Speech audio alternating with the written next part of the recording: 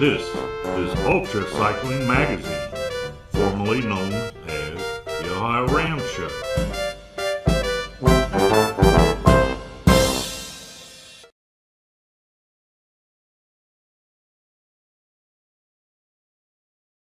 The UltraCycling Magazine, live on air. Hey, Lee, how's it going? Okay, but I think we still got some problems. I didn't see that video, but We'll figure that out. It did play, and I'm watching just as long as I just got to stop worrying about it. Yep. Yeah, doing pretty good here. I want to start out with some breaking news, though, Jim. Just got about an hour ago. Okay. I heard from Joe Barr, and I guess maybe it's getting around, but he had a crash in North Carolina. He was preparing for the Psycho 48. 94 or 48, one or the other. I don't remember which one it was right now.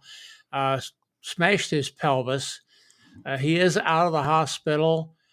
He's staying with Mark and Mark Poland and his wife. Hopes to be able to get back to Ireland soon, but that kind of puts him out for the rest of this season, or most of it, or maybe, because it's going to take him a while to heal.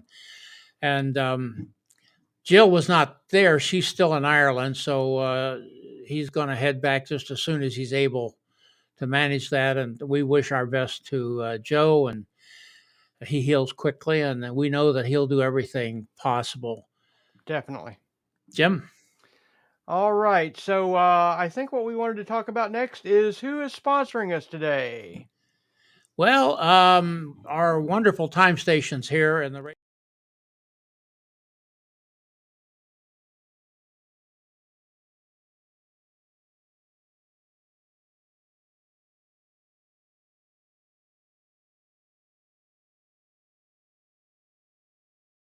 right over behind my shoulder here. Yeah. Excellent. And then I think what we want to do is tell people they need to subscribe to our Facebook and YouTube, correct? That's exactly. And we want to have them subscribe. And when they go to subscribe on YouTube, be sure to ring that bell. And we have arrived at a landmark for us. Definitely, yes. A lot, maybe to a lot of people, but we had our 2000th follower here on Facebook, Yogesh Mantri from India. And if you're out there and hear us, well, congratulations on being number 2000. But we just kept right on right after that and keep on adding people. And it's been growing both here and on YouTube. And we want to make sure, Jim, that people will know how to comment. Yeah, basically. I had a private message. Somebody asked me, how do I chat with these people? And well, you can tell them. Yeah, basically on Facebook or YouTube, just put your comments in, and then we see them, and then we will pop them up on screen to pose the question or comment that you have to our guest. And Jim, I hear the giveaway may be coming back. Yeah, I think we're going to do that. I don't think we're going to start tonight, but we will start next week. And we're going to do it a little bit different this time. We're going to have you, instead of just anybody that comments, we're going to have you put hashtag UCM in the comments. And we'll do that. Cycling Magazine, UCM. Correct. Okay. Well, now there's a few people out there that have memorabilia from the old show. Yes. And we want to make sure that you hang on to that stuff because it's certain to become increasing in value over the years, Jim. Definitely. I know that Greg Zuber, the voice of the show, he framed his mouse pad and it's hanging on the wall. And I believe he actually has had it appraised for insurance purposes. Yes. And there's a couple mouse pads out there, 2 or 3, that's got Yep. my signature on them. And you could be sure that the day's coming when those will go on auction at Sotheby's. There you Who knows go. what the price will be? Sky high. Yeah, it'd be Hang on to amazing. those, folks. Definitely. I mean, you've got a precious Yep. thing. And all the photographs you signed and handed out are going to go sky high. Yeah, that's true. Okay. Well, enough of this foolishness. We got a word from Joe Lawhorn. Yep. Let me bring him in here. And hosting an event called the Coal Country Roubaix. It is in Lisbon, Ohio, and it is in old coal country. There's not much up here in Lisbon, but there's hundreds of miles of dirt, gravel, non-maintenance roads, very rural area, low traffic. The community is really excited about it. I approached the town hall. They are all on board. I've talked to other local members of the community, and they're excited for it. And we all know the hardest thing in cycling to have an event like this is getting the location and venue. Obviously, the name Coal Country Roubaix is because there are tons of abandoned coal mines all through this area. And when you're riding the course, you will be riding past a lot of them. And a lot of the roads that you're going to be taking are maintenance roads or roads that were built for these coal mines, rural, rugged, a lot of hill climbing. Each route has at least 100 feet of climbing per mile. And as of right now, I do have a 50K event. I have a 100K route. I also have a 100-mile route. I'm working on a special route that will be 300 miles and have 30,000 feet of climbing. The race will start downtown in Lisbon, Ohio. It'll be a neutral start. The neutral start ends and the race begins on a climb called Steubenville Pike. Within the first 3.5, 4 miles, you're going to climb at least 900 feet. The race will be on April 27th, and I hope to see everyone here. For this new race to happen, I know we'll be there broadcasting and commenting on everybody that shows up. Right. And we look for that. Well, let's look ahead a little bit. I'm happy to say that in 2 weeks, we're going to have Meg Hakkinen on. She's been a regular.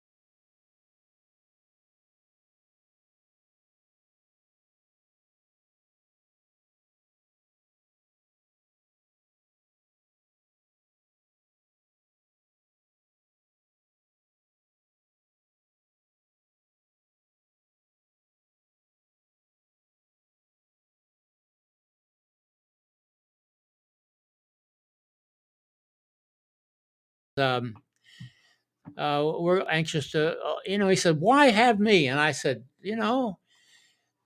if you have managed to get to the start line at Ram, you're worth talking to. So he's going to be on next week. Definitely. Well, how about we get to our guests? We'll go ahead and bring on. We put them off long enough. All right. We'll go ahead and bring on 2 of them and get them on here. Hey, Joanna. Hey, Phil. Hello, guys. How are you? Marvelous. How are you both? Doing great. I'm great. I'm happy to be back with my sidekick here from the Bert and Ernie show a few weeks ago. How you doing, Phil? Recovered. Well, I think the first time I heard the name of our guest tonight, Nick DeHaan was from the mouth of Phil Fox when he was talking to Joanna at the end of PBP. I had not run across that name before, but so Phil, I'm going to let you introduce our guest of the hour. Oh boy. So Nick DeHaan took the world by storm as not only the fastest American, but the fastest overall at PBP 2023 just a few weeks ago, resetting the course record for all modern cycling. So the record books only go back so far, and Nick is number one. So excited to hear his stories and have him walk through his experiences and his journey that got him on that. I don't want to say podium. There's no podium at PBP, but that fastest time. Holy smokes! We're so excited to have you, Nick. Thanks. Happy to be here. So Nick, what I have was to say, you are so unbelievably fast. I have to jump in with the fact that the first time I heard Nick DeHaan's name was when I was in Ludec on the return leg of PBP. And I'm not kidding. As I said to Phil at the time, the entirety of Ludec was only talking about one person, and that was Nick. And I was still 300 and something Ks away from the finish line. And all I'm hearing about is, do I know this American who is almost crossing the finish line? Nobody could get over it. And most importantly, half of them had never heard of you before, Nick. It was just an absolute legendary performance. So if I was not holding a phone, I'd be doing big, big praises to you. Amazing, amazing ride. Yeah, thank you. It was definitely one for the books. I see we got some comments, Jim. Do we need to get to those before we get too far? I will bring them up. Let's get some comments here and see. Don't want we hope. Yeah. All Can right. I ask Nick a question then whilst you guys are pulling up some comments? Yeah. I would love to know, Nick. I mean, ballsy move whenever you made it, but when did you know that you were going to be the first finisher? What was the moment that you knew this is going to be it? I'm going to be the first across the line. Yeah, I mean, you're never really sure until it happens, but I decided to go solo from the halfway point in Brest.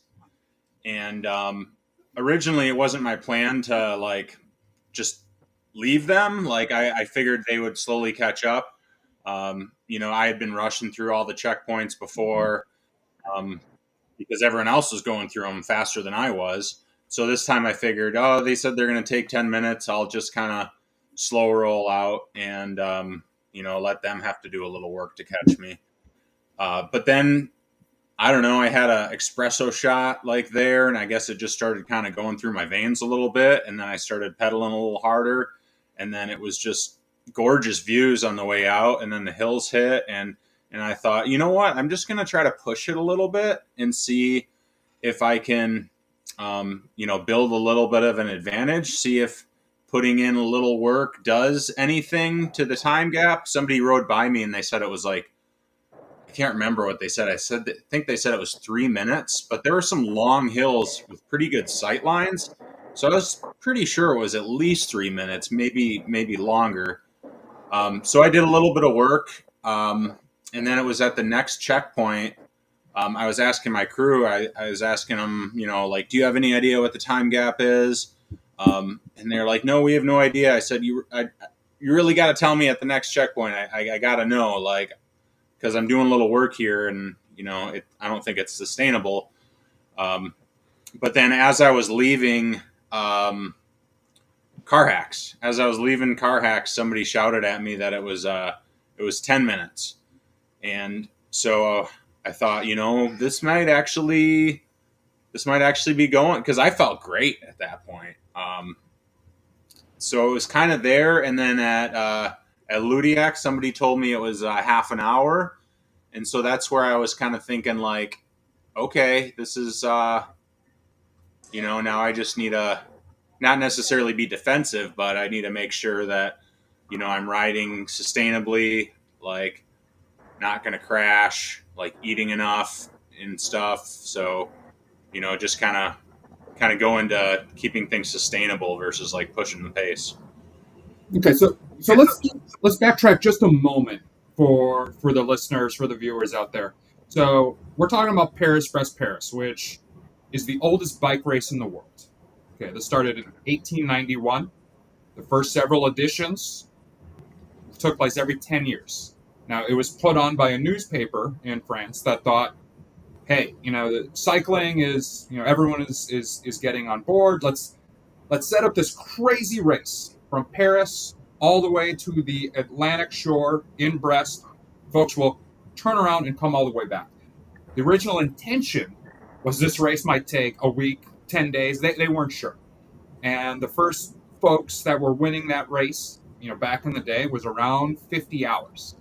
So the first several editions are specifically a race, and they do that every 10 years. I think 1951 was the last time it was officially a race, and then ever since then, every 4 years, it is a radineering event, where it's not necessarily a race, but you're trying to see if you can cover the 1,200-kilometer course within the time limit.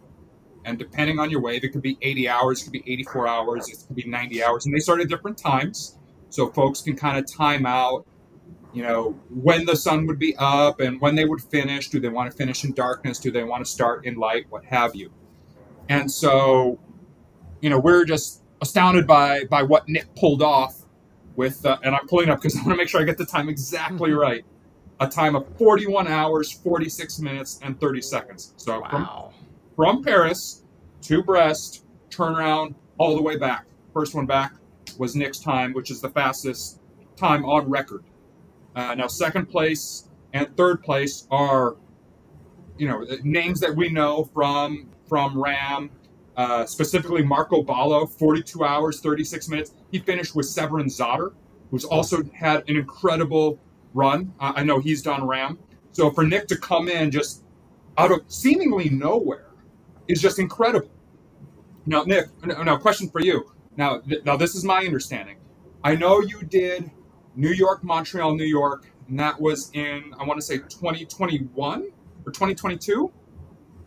2022. Yep. Was that your first radineering event? No, so I did that year. I did 3 different ones. I did the Treasure Cove, 1200K in May, and then I did the Detroit Randoneers had a 600K up north in northern Michigan, where it's a little bit more hilly than where I'm at in the flatlands of Michigan. And then I did the New York, Montreal, New York. But the year before that, in 2021, I did the Super Randoneer series, the 2, 3, 4, 600. But that 200 that year was my very first randoneering event in 2021.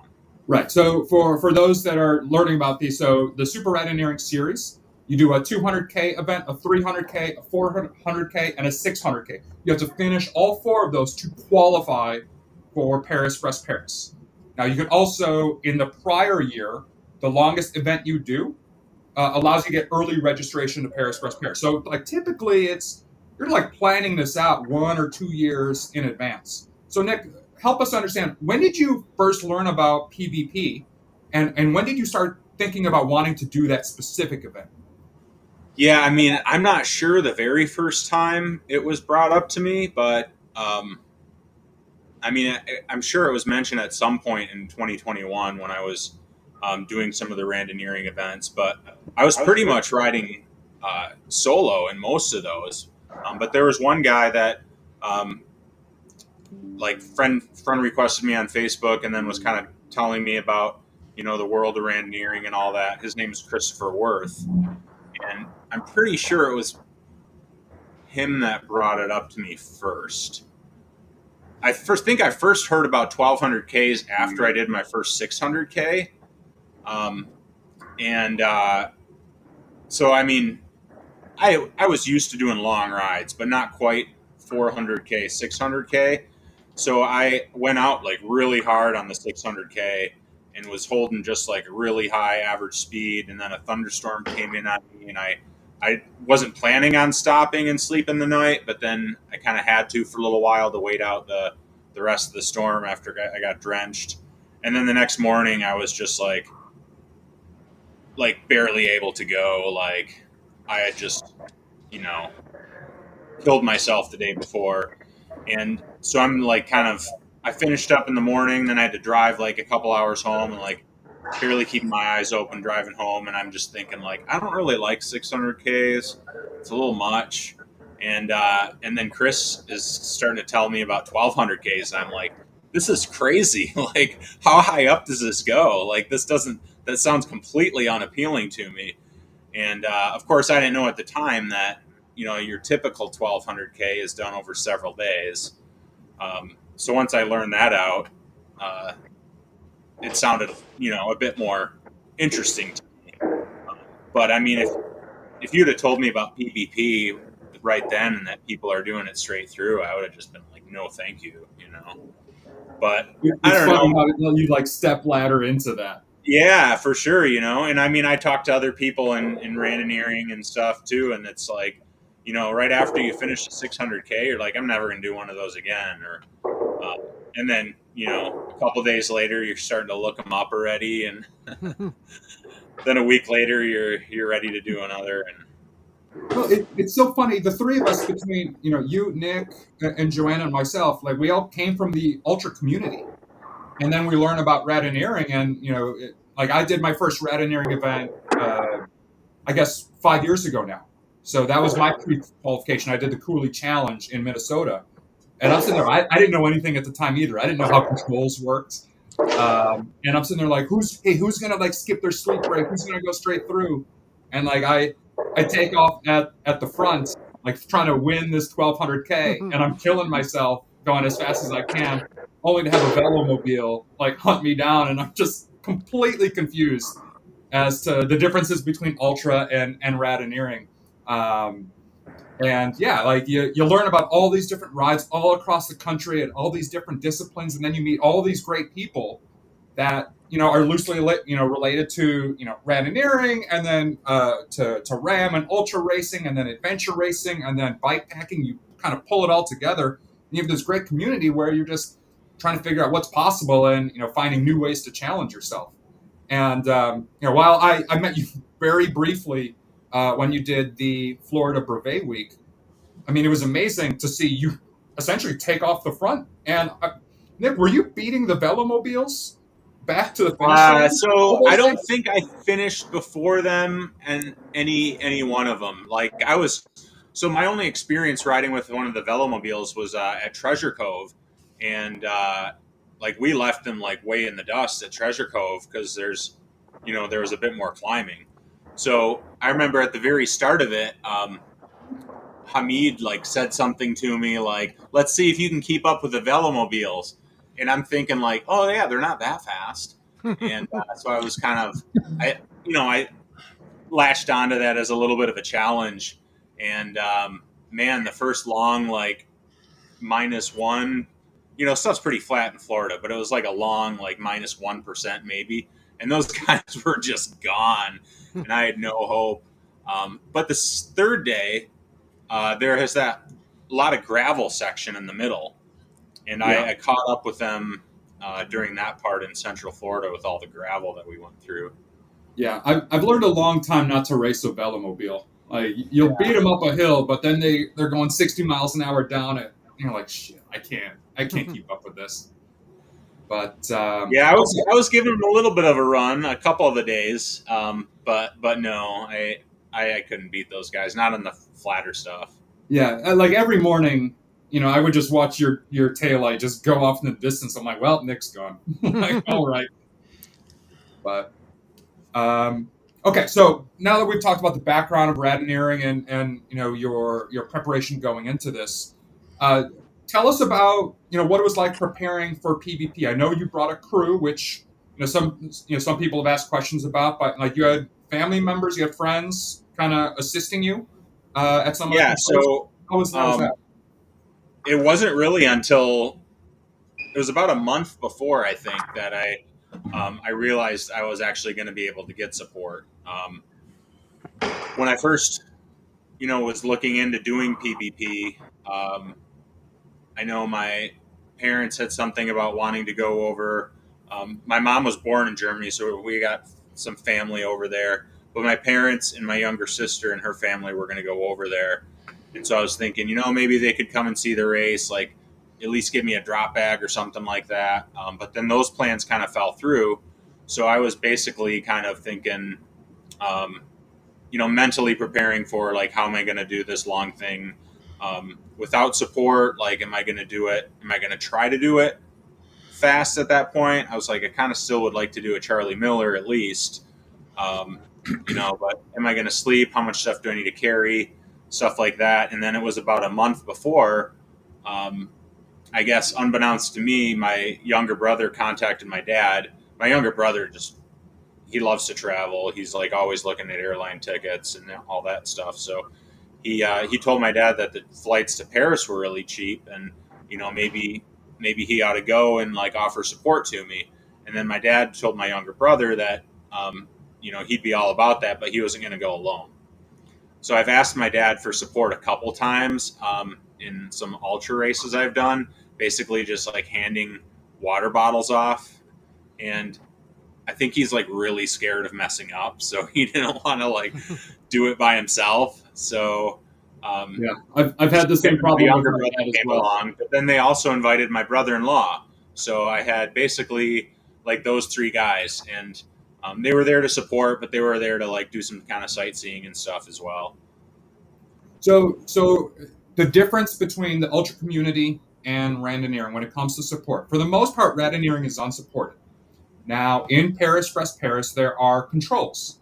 These are typically every 35 to 50 miles or 50 kilometers, 50 to 70 kilometers. And that is the only point in which you're allowed basically neutral support. Like they can't meet you on the course. There's no van, there's no follow vans, there's no earpiece, there's no bottle handoffs out the window. So it's a little bit different from RAM and most supported ultra racing. So when it comes to your crew in PvP, they're basically like a NASCAR crew where they have to find you the second you come in, and they have to almost know that you're going to need, 2 bottles. You're going to want this, you're going to want that. And then, Nick, what do you need 50 miles from now so that we could drive up ahead, be prepared to hand you whatever you need? When do you want to do your kit change? So there's a lot of communication that takes place. I mean, that has to be stressful, especially for first-time crew members in a foreign country in the middle of the night trying to figure out the French roads to get to who knows where that control is going to be. I mean, what was that like for your family? Oh yeah, they were. I heard a whole bunch of stories afterwards, and I've talked to Corinne Warren, who's another friend of mine in randoneering, and she says she's supported people and done their rides, and she says it's a lot more stressful to do the supporting. Yeah. And so they really didn't want to let me down, especially after, once they realized what I was achieving. So they were scouting out, getting to the checkpoint, like well ahead of time, scouting the whole thing out, like where to be, and all that stuff. So, but yeah, it was pretty stressful for them.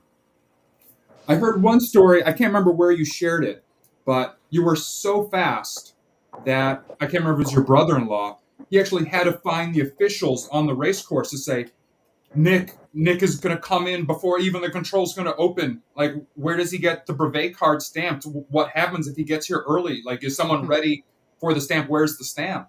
And I know you had to clarify to make sure that, you weren't, breaking any rules by going as fast as you were going. Yeah, so I think that was at Villanes, or I'm not sure if that's how you pronounce it. But they had got there, and the place was like completely empty. No one was around.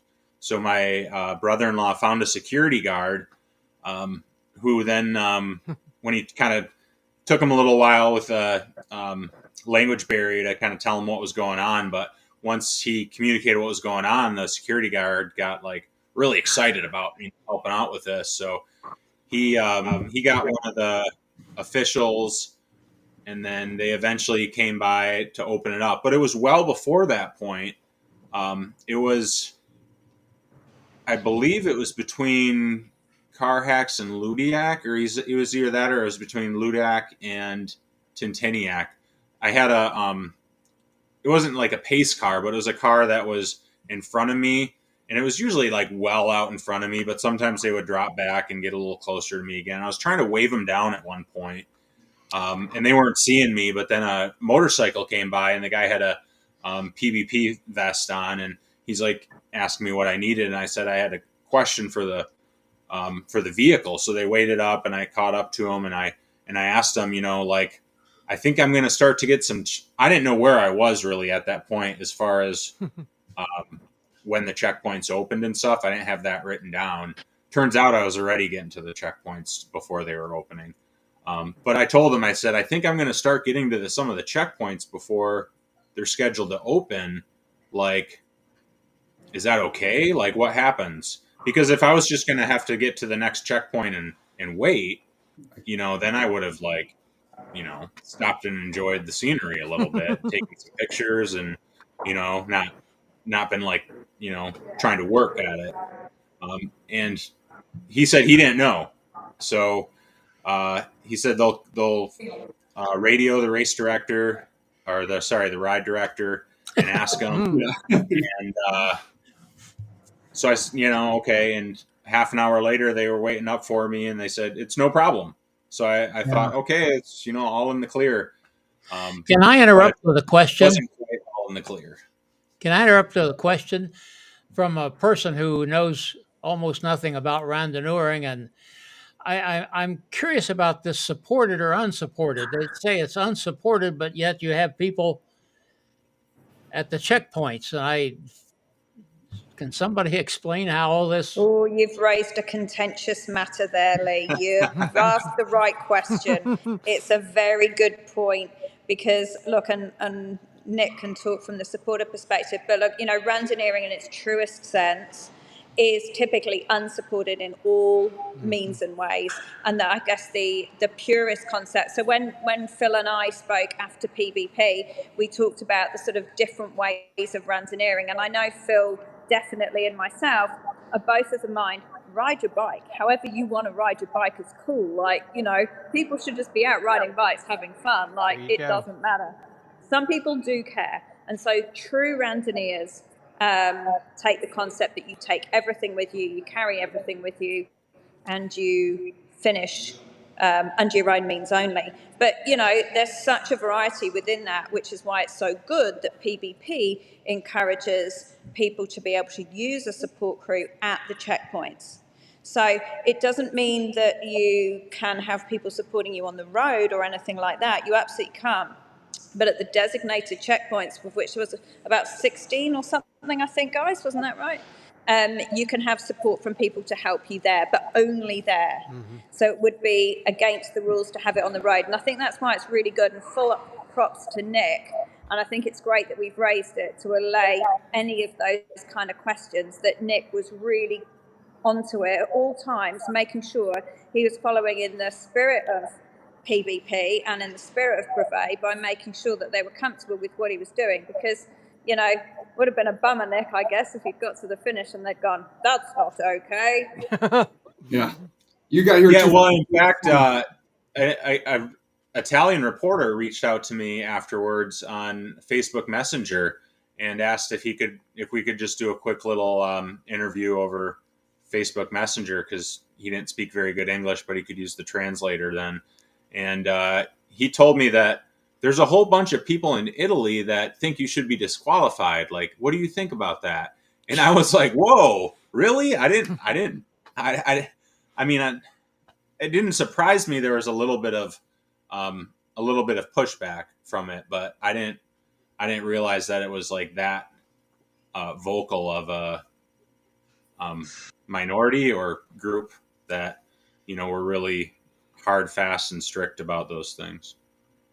At the end of the day, you qualified, you rode the ride within the rules, and you chose to ride it in your way. And if somebody else chooses to ride it in a way where they take a sleeping bag and get off their bike and sleep for 8 hours, then all power to them. Like, that to me is as amazing an achievement. If somebody, their whole goal in life is to finish PBP and they do it in 89 hours and 59 minutes and 59 seconds, like, full on props to them. But at the end of the day, it was a race. It started as a race. You chose to ride it in the way you did, and I can speak for all of us that have been following you to say we are mighty proud of you, mate. I think you rode an exceptional race, and any pushback you're getting, in my opinion, is much more about tall poppy syndrome than it is about anything else, because there's no denying it. And I have to make the point, the 16 checkpoints that you went through, as well as riding your bike, that is a phenomenal speed. And we talk about, I've said on my post, the new guard. Is there a new guard? Is there a new champion in the making? I mean, Nick, at the end of the day, what you did was exceptional, because it wasn't just riding your bike for a really long time. It was riding your bike for a really long time and navigating a whole heap of checkpoints, rebate stamps, rules and regulations. So for me personally, haters gonna hate. I just think you just did absolutely exceptionally, and I'm just so proud to be hearing about your journey. I think you're amazing. Definitely. I mean, radineering in general, in the purest form of the definition, is about non-competitive long-distance cycling, right? So the values of that are self-sufficiency. It is camaraderie. It is collaboration, just to see what's possible. Now, I believe radineering is an art. There's no right way to do it. You know, if you want to go with bivy bags and, panniers, more power to you. Now, sometimes I look at those bags, those setups. I'm like, what do you have in there? Like, do you have like an entire kitchen sink in there? And they're like, oh, well, I like to have my tools. I like to have my winter jacket. I'm like, it's June. Mate, I've got a friend that carries a smoker. He carries a smoker. He carries wood. He cooks up ribs. Like, I'm not even kidding. There are some people that like take it to a level that I'm like, don't get me wrong, I love ribs, but you're carrying everything needed to smoke them and then cook them. That's. I mean, more power. Again, there's no right way. There's no wrong way to radineer it, in my opinion. And Nick, what you did was reset the boundaries of what is possible, and that's awesome. Now we get to chase time that you put down, and that's awesome. And like, more power to you. Like, you rode your ride. You were within the rules. Yes, you had support there, but so did other people. Everyone at the front of the peloton had support for the most part, and like, that's totally fine. Now, in terms of self-sufficiency, I mean, you were self-sufficient. If you get a flat, unlike in RAM, right? When I got flats in RAM, I didn't change those flats. I had my crew come out and change those for me. Like, I couldn't feel my fingers. I would have made a mess, right? That's not how radineering works. If you get a flat on that course, for the most part, you got to figure that out. So you had all the gear with you. You were able to change those flats if you had them. You had to figure out your nutrition and carry that. What your crew did is basically just change your bottles, and then you had to figure it out for the next 50 miles by yourself. And that's what radineering is. That's no different from whether it's PvP or other events. Essentially, you have support at controls, whether it's a gas station, someone meeting you at that gas station, or the controls at Paris-Brest-Paris, which were most commonly schools and cafeterias. So again, amazing achievement, the time that you put down. Guys, I've got to go because it's the middle of a work day for me. So can I just say thank you? I'm going to listen into the rest of the interview. Nick, I just think you're a hero. And Phil, make sure you find out from him what he's doing next after this, because we're going to be all over it. Those are the two final questions I'm going to ask. I'll leave you guys to it. It's been a pleasure meeting you. Thanks, Joanna. Thanks, Joanna. See you, Joanna. Thank you. Bye. And I have a question. A question came up that I don't think went by, Nick, and that was Sean Murphy. Yeah, I'll bring it back up. Yeah, bring it back up. He had a question.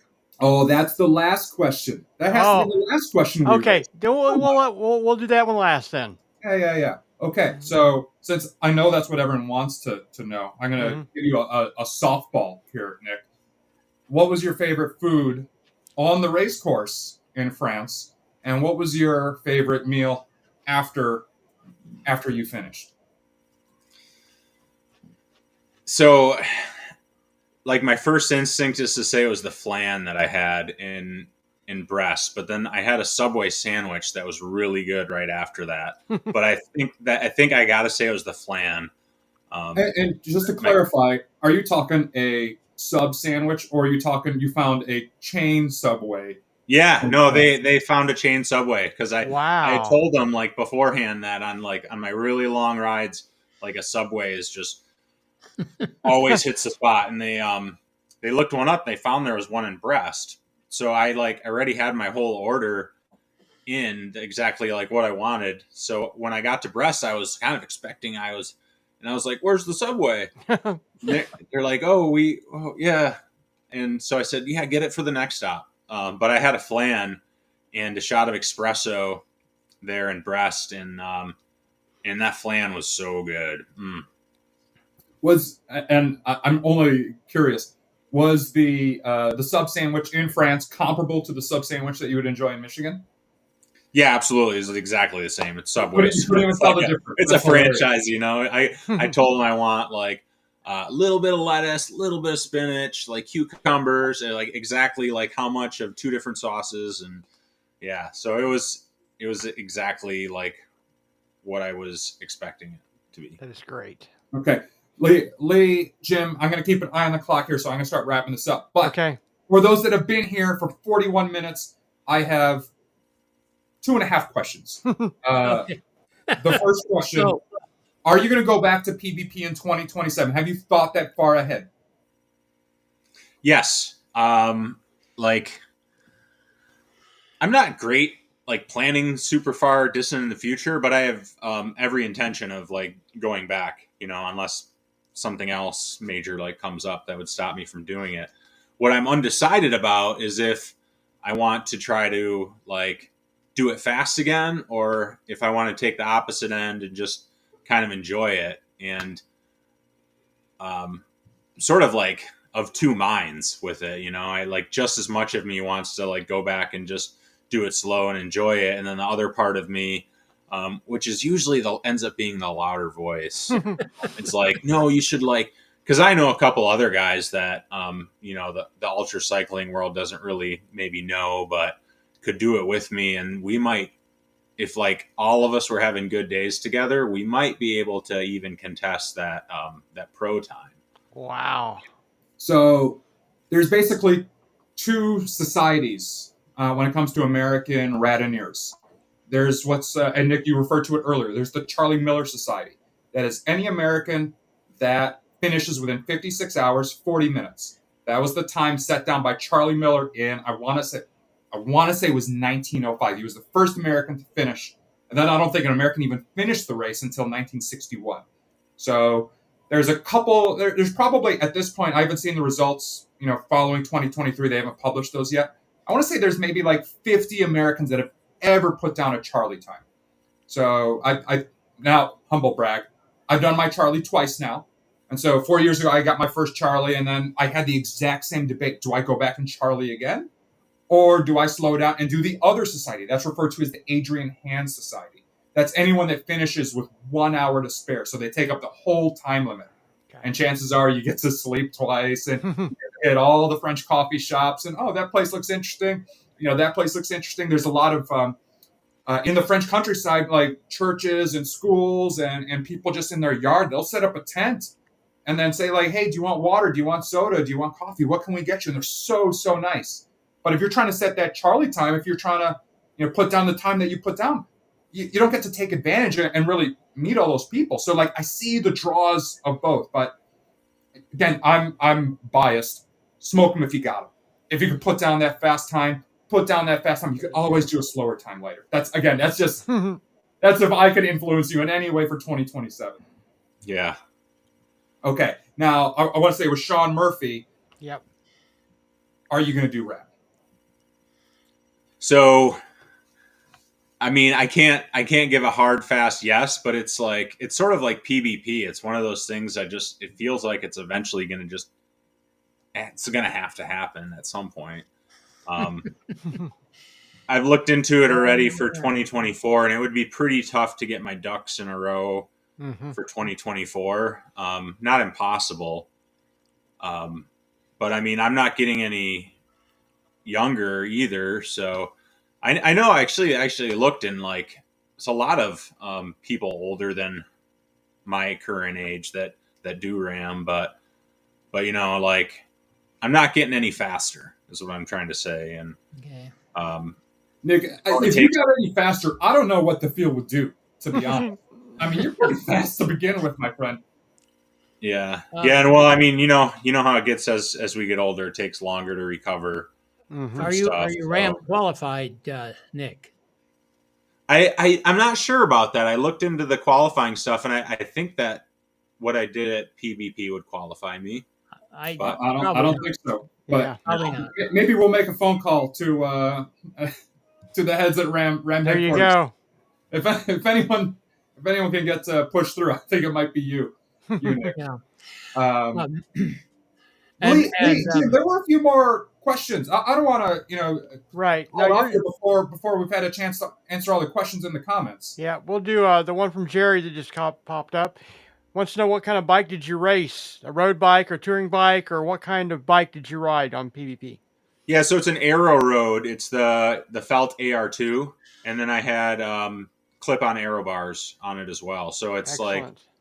like definitely built for aerodynamics. And you usually had an interesting setup where when I've seen you on the road, you've always had the backpack, the Camelback. Really, I don't know if I've PvP I did. Oh, Yeah. I thought you did in Florida as well, but No, Well, on that's those always I would started just like I don't like carrying something on my back. I'd prefer to. I might have on. There was a couple of the 600Ks I did where just because of the temperature variance, I needed like the ability to carry more clothes or take off clothes and put them in something. But yeah, then I found the Usui backpack, which is just like incredibly more comfortable than my Camelback used to be. It's like, it's still kind of annoying when you first put it on, but then it just like sort of fits so well, you kind of forget it's there after a little while, especially if it's not full. Doesn't bounce around nearly as much. So I was wearing that for not every leg, but definitely a few of the longer legs. Definitely at the beginning, I was wearing that just because I would prefer to drink as many calories as I can. It's hard to like keep eating on the bike all the time, and then especially once it gets dark, like fumbling around in a top tube bag without a headlamp, and. And So- Sean wants to know how many miles have you put in this year, Nick? Oh yeah, Sean's a buddy of mine. We ride together a bunch. So I'm almost at 20,000. Wow. I'm like 19 and change right now, but a lot of that's Zwift mileage. So they did just change their algorithm that you can't go quite as fast. It's a little bit more realistic. Yeah. But generally, Nick. yeah, but generally the Zwift speeds are like 24 to 27 versus like you go out on the road and it's like 18 to 20. There you go. Exactly. 23. Now, Jim, do are you we do caught a up lot?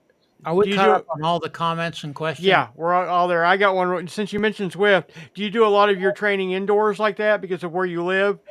Or Yeah, do you- exactly. Okay. Yep. Being in Michigan, it's just I have a fat bike, and I can. I actually got my fat bike before I got a subscription to Zwift, and I Okay. was. I think it was the winter of 2018, maybe. I was just going outside and riding a lot, but once I started, like, there was something in me that just wanted the miles, wanted the higher number. And it's a lot of work to just go and get like 20 miles on a fat bike. You got to like get all dressed up, drive to a trail, and then you're working your butt off to go 10 miles an hour in the snow. So yeah, I Zwift a lot now. I wouldn't quite say 6 months out of the year. There's a few like transitional months, but definitely at least 4 months of pretty solid Zwifting. Well, Nick, here's an idea. Maybe you could do PvP on the fat bike and just level the playing field. Yeah. Oh man, I can't Or imagine put a- those or flying. put a I'm drag pretty sure shoot on. you'd be the first one to finish on a fat bike. There you go. Speaking What? of fat bikes in Michigan, UltraCycling magazine is going to be covering the Polar Roll and Stroll in the Upper Peninsula in February. I don't know. It sounds like a rough anybody. And I'm told that sells out the first day registration opens, but we'll be talking more about that later on. Definitely. Yeah, so that's one of Todd's races. Todd Yep. is Yeah. kind of infamous. He puts up on a few races in the UP, and his races are just all like, Yeah, we did a video call with him the other day. Mhm. you know, Hey, listen, we really need to wrap this up. I hate to do it, but I Yes, it's mean, been a we gotta- great show. I mean, yeah, is this is wonderful. yes, We want to thank you being with us, Nick. We want to thank definitely. you, Phil, always. Um, I asked you a question the other day. I'm not going to ask you on the air again, but we'll talk about it later. And thank Joanna, Definitely. now famous for being Ask Joanna here on the show. Yep. But she's only had one question so far. So if anybody's got a question of Joanna, she'll give you an answer. That's for sure. And we want to thank everybody for watching. All of you who commented, we appreciate that. Had quite a Definitely. few comments, and we appreciate you, Jim, as well. And you too, Lee. Don't go away real quick. We'll debrief just a little bit, and Yep. we're going to have Greg send us out of here now. All right, here we go. thanks for having me. This is Gregory Zuber thanking you for watching and sharing.